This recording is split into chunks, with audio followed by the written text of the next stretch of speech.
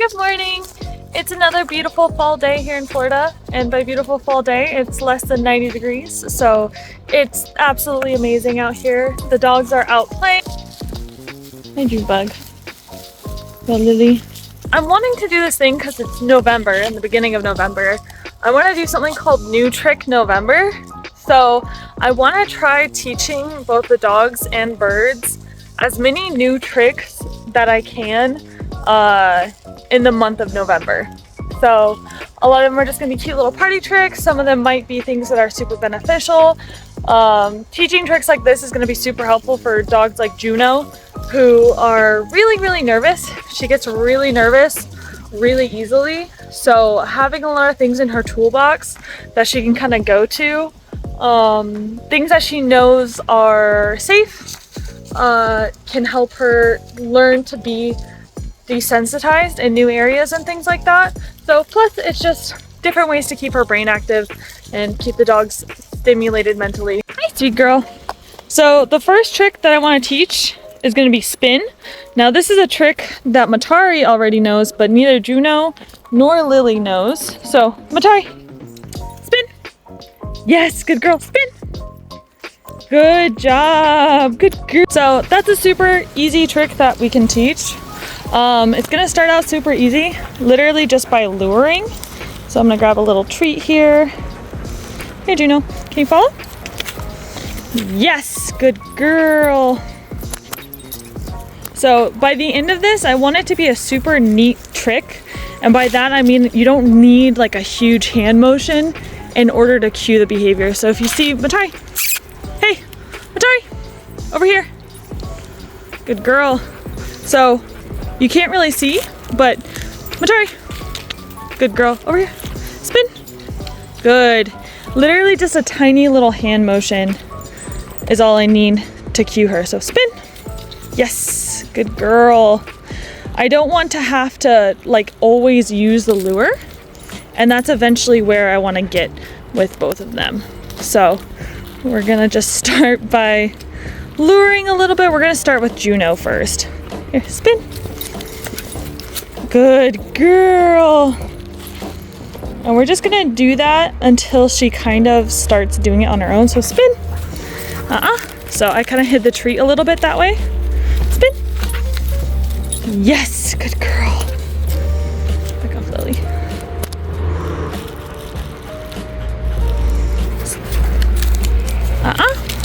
Spin.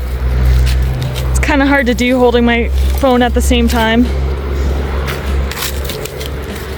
Yes, good girl. Okay, so we just worked with Juno on that for about 15 minutes. We're gonna go ahead and give her a break, let her chew on a stick a little bit, let her rest up, and now we're gonna work on teaching Lily the spin. So again, we're just gonna start by luring her in a circle. Yes, good girl, and that's it. That's all she's gotta do. It's just go around, follow the treat into the circle. So, yes, good girl. Good job, Lily. So we're gonna practice that for a little bit. And what I'm looking for before I move on to the next step, which is using my finger as a lure without the treat. Here. Yes, good girl. Is that she's kind of starting to anticipate the gesture that I'm looking for. So right now she's sitting, and she knows that in the past has gotten her attention or food. And so she's just wanting to see if that's what I'm looking for. And what I want to see is that instead of sitting for the treat, that she's actually starting to move into the next like movement. So she's gonna start doing the spin on her own. Okay, so little update on little Mike. He's right about 3.5, almost 4 weeks old. So he should be weaning kind of soon. I was hoping that he would finish weaning by the time we finished the container of kitten formula that we had, but he is not even touching food yet. Oh, I think he's stuck in my shirt. I was really hoping that by now he would be eating on his own, but he is not ready. He also goes absolutely crazy every time we bring out the bottle. So We've tried putting like food in his mouth. That's kind of what the foster coordinator recommended to us. He's not super interested in that, just still goes after the bottle. He also goes like absolute Tasmanian devil mode whenever he gets near the bottle or smells it. So I guess we're gonna have to go grab another container of the little Kitten formula and keep trying to feed him. She said that they can wean anywhere between 3 weeks to 5 weeks, sometimes longer, just depending on when they develop.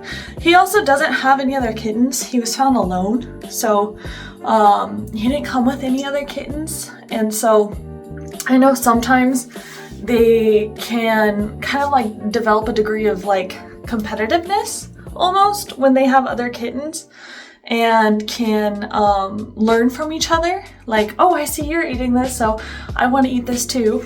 So that might help them develop a little bit. Like I said, our first bottle kitten, so we're kind of learning as we go under the close help of the foster coordinator. So we're just helping him grow as much as we can, and I guess we're gonna keep bottle feeding him. But when I get back with a new container of formula, I'll see if I can take a video of how crazy he goes when he gets the bottle, because he has literally clawed the crap out of my hands every time we try and feed him, because he just gets super excited. But he's running around right now looking cute.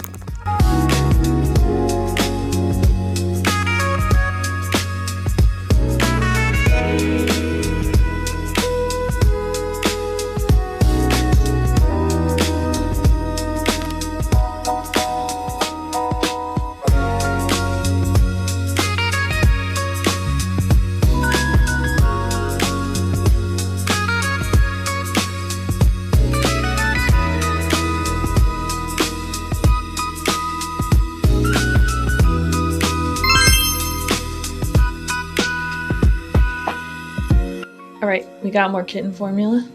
It's time to feed little Mike.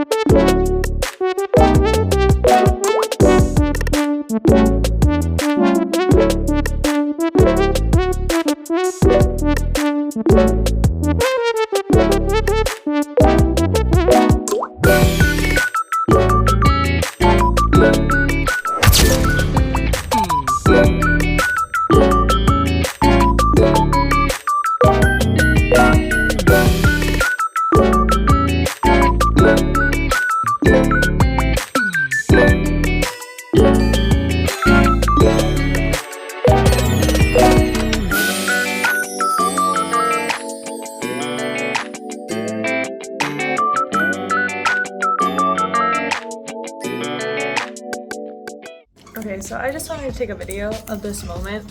So a lot of the birds I have right now are previous rescues.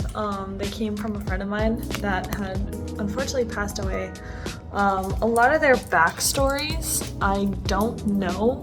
I don't really know where they came from. I have no idea how old they are. I know which ones came as a pair. But other than that, I don't really have much of a backstory on them. This little bird right here, I'm pretty sure she's a girl. We have had a very, very mixed relationship with.